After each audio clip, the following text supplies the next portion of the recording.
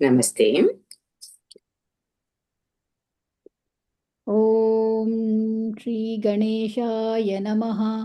ॐ श्री गुरवे नमः। ॐ श्री सरस्वत्यै नमः। ॐ नमो भगवते वासुदेवाय। ॐ श्री कृष्णाय परब्रह्मणे नमः। अथ श्रीमन्नारायणीयम् अथ पञ्चदशं दशकम् कपिलोपदेशः।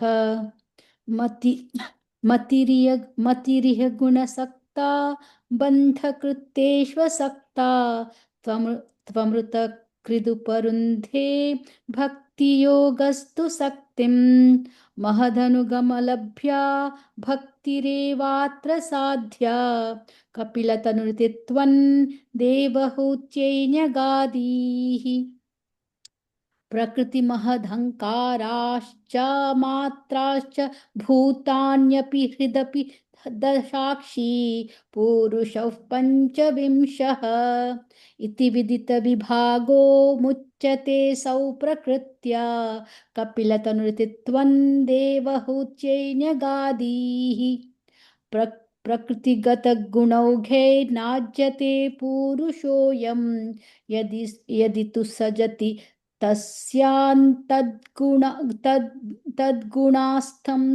तद्गुणास्तं भजेरन् मदनुभजन तत्त्वालोचनैस्याप्य पेयात् कपिलतनुतित्वं देवहूत्यैन्यगादीः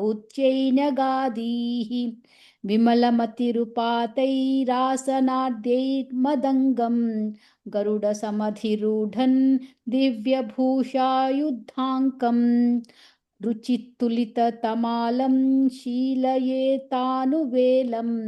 कपिलतनुतित्वं देवहूत्यैन्यगादीः मम गुणगणलीला कर्णनैः कीर्तनाद्यैः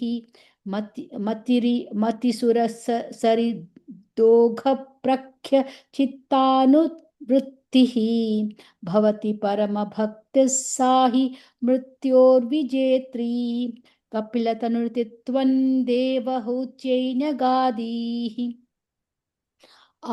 बहुलहिंसा सञ्चितार्थै कुटुम्बं प्रतिदिनमनुपुष्णन् स्त्रीजितो बाललाली विशतिः गृहसक्तो यातनामय्यभक्तः कपिलतनुतित्वं देवहूत्यैन्यगादीः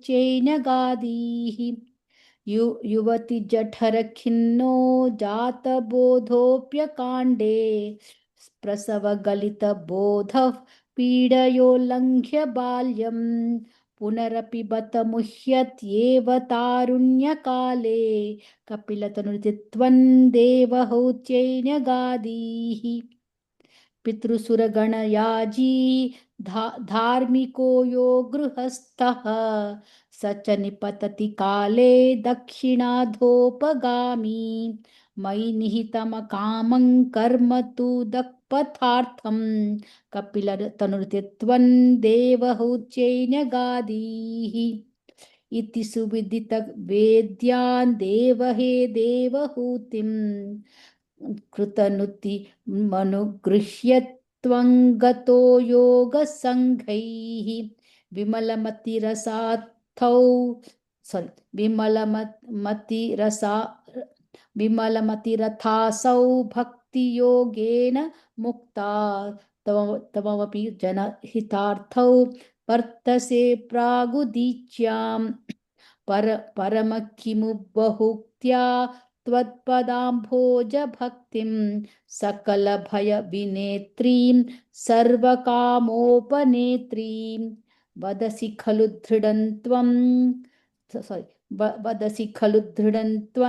तद्विधूयामयान्मे गुरुपवनपुरेश त्वय्युपाधत्स्व भक्तिम् नारायणाखिलगुरो भगवन्नमस्ते नारायणाखिलगुरो भगवन्नमस्ते Very good, Bhakti, very good.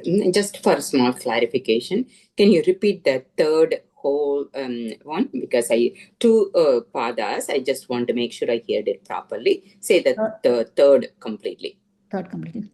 प्रकृतिगतगुणौघैर्नाज्यते Guy, you पूरुषो say guy, right, Bhagini? I hearing घैर् it gay, guy. घैर् Okay. घैर्नाज्यते पूरुषोऽयं यदि तु सजति तस्यान्तद्गुणास्तं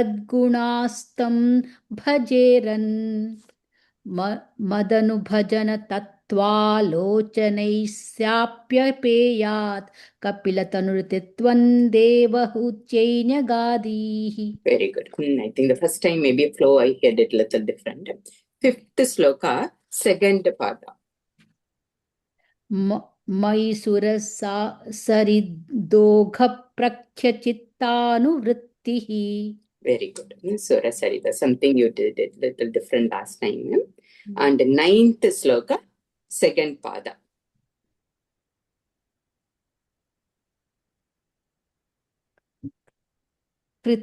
कृतनुतिमनुगृह्य त्वङ्गतो योग संघैः. Yogi.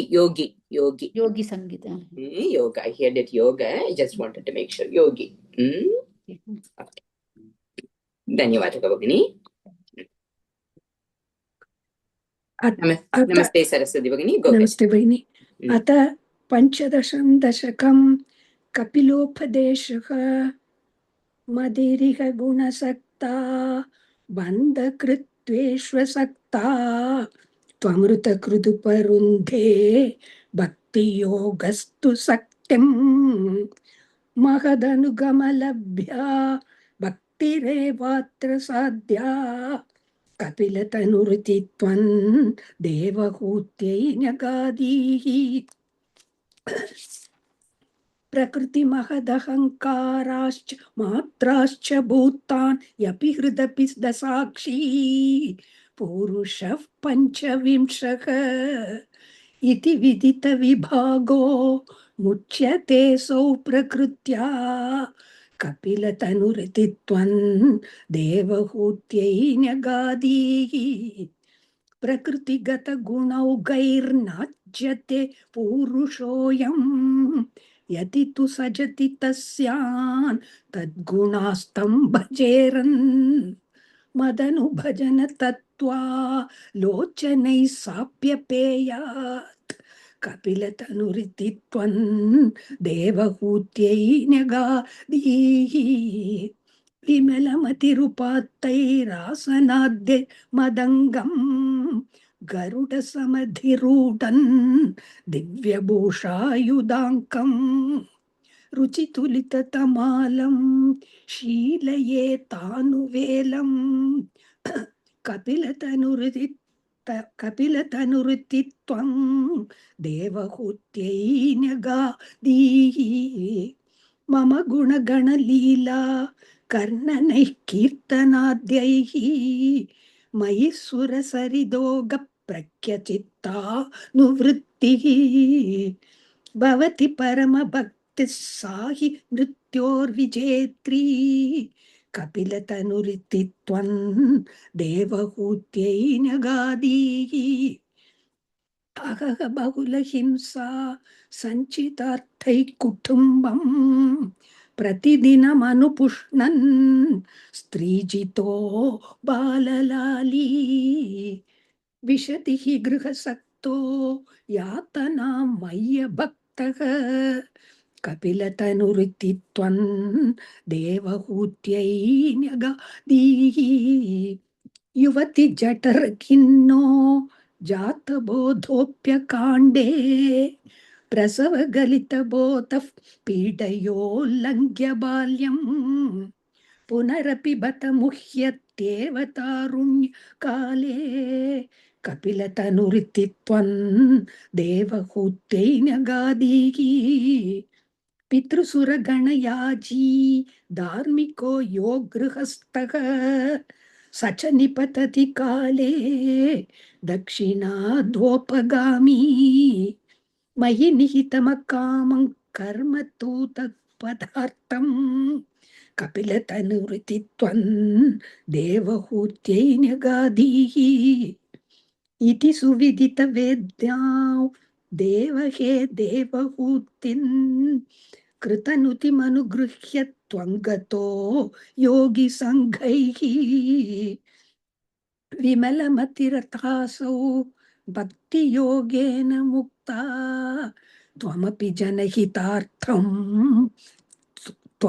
जनहितार्थौ वर्तसे प्रागुदीच्या परम किमु बहुक्त्या त्वत्पदाम्बोजभक्तिं सकलभयविनेत्री सर्वकामोपनेत्री वदसि खलु दृढं त्वं तद्विधूयामयान्मे गुरुपवनपुरेश त्वय्युपादत्स्व भक्तिं नारायणाखिल गुरो भगवन् नमस्ते नारायणाखिल गुरो भगवन् नमस्ते Namaste, Saraswati Bhagini. I didn't find anything. Very good, Bhagini. धन्यवाद भगिनी नमस्ते Namaste. भगिनि।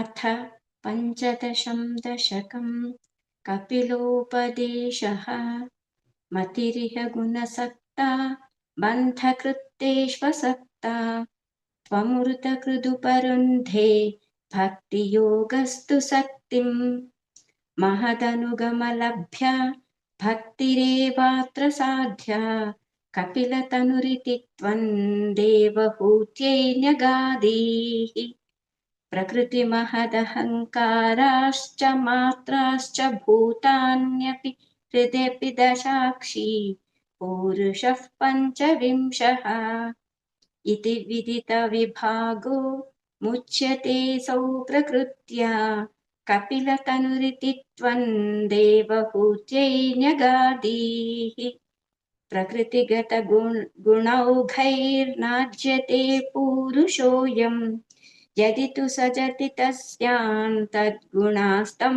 भजेरन् मदनुभजनतत्त्वाल्लोचनैः साप्यपेयात् कपिलतनुरिति त्वं देवहूत्यै न्यगादीः विमलमतिरूपा तैरासनाद्यैर्मदङ्गं गरुडसमधिरूढं दिव्यभूषायुधाङ्कं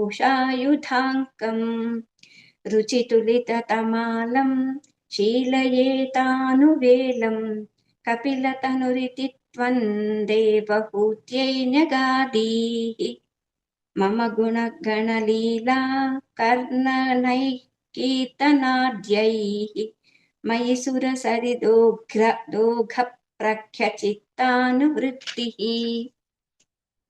भवति परमभक्तिः सा हि मृत्योर्विजेत्री कपिलतनुरिति त्वं देवहूत्यै न्यगादीः अहह बहुलहिंसा सञ्चितार्थैः कुटुम्बं प्रतिदिनमनुपुष्णन् स्त्रीजितो बाललाली विशतिः गृहसक्तो यातनां मय्यभक्तः कपिलतनुरिति त्वं देवहूत्यै न्यगादीः युवति जठरखिन्नो जातबोधोऽप्यकाण्डे प्रसवगलितबोधः पीडयोल्लङ्घ्य बाल्यम् पुनरपि बतं मुह्यत्येव तारुण्यकाले कपिलतनुरिति त्वं देवहूत्यै न्यगादीः पितृसुरगणयाजी धार्मिको योगगृहस्थः स च निपतति काले दक्षिणाध्वोपगामी मयि निहितमकामं कर्म तु दत्पदार्थं कपिलतनुरिति त्वं देवहूत्यै न्यगादीः इति सुविदितवेद्यं देवहूतिं कृतनुतिमनुगृह्य त्वं गतो योगिसङ्घैः विमलमतिरथासौ भक्तियोगेन मुक्ता त्वमपि जनहितार्थौ वर्तसे प्रागुदीच्याम् परम किमु बहुक्त्या त्वत्पदाम्भोज भक्तिं भक्तिं सकलभयविनेत्रीं सर्वकामोपनेत्रीं वदसि खलु दृढं त्वं तद्विधूयामयान्मे गुरुपवनपुरेश त्वय्युपाधत्स्व भक्तिम् नारायणाखिल गुरो भगवन् नमस्ते नारायणाखिल गुरो भगवन् नमस्ते. Very good, Bhagini. Just for a small clarification, I think third path, second pada, say that one more time, the first line and second, Which shloka? second sloka, sorry. Second shloka? Mm. Idi Second, Idi first and second, forget, first and second. Second Prakriti sloka, first pada and second pada together. Okay. प्रकृतिमहदहङ्काराश्च मात्राश्च भूतान्यपि हृदपि दसाक्षी पुरुषः पञ्चविंशः. Very good, Bhagini. Third pada, third line. मदनुभजतनत्वा लोचनैः साप्यपेयात्. Okay, I think I fourth, second line. गरुडसमधिरूढं दिव्यभूषायुधाङ्कम्. Rodan or Rodam, you are saying? रूढं and pass it. You passing it, okay. That is good. Ninth, second pada. कृतनुतिमनुगृह्य त्वङ्गतो योगि सङ्घैः. Sorry, Bhagini. First pada. First pada. Ninth, first pada.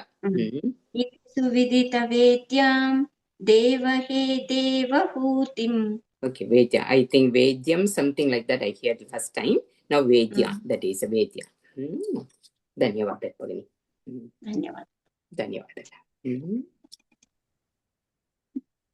ಧನ್ಯವಾದ ಭಗಿನಿ. We meet Dhanyawad. tomorrow, Bagni. No, Wednesday, Bhagini. Wednesday, okay. Wednesday. Hopefully I can have 1 minute. Sorry.